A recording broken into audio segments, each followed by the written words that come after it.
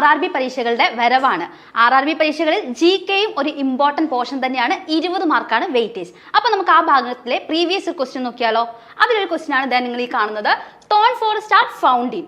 ഈ ഒരു ക്വസ്റ്റിലേക്ക് നോക്കുമ്പോൾ നമുക്ക് കോമൺ സെൻസ് വെച്ചിട്ട് ആൻസറിലേക്ക് എത്താൻ വേണ്ടി പറ്റും. നിങ്ങൾ നോക്കുക, തോൺ ഫോറസ്റ്റ്. ഈ തോൺ എന്ന് പറഞ്ഞാൽ എന്താ?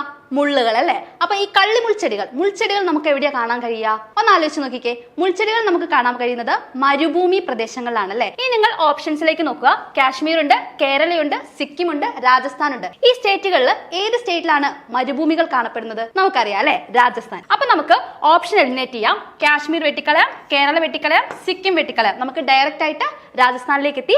രാജസ്ഥാൻ തന്നെയാണ് കറക്റ്റ് ആൻസർ.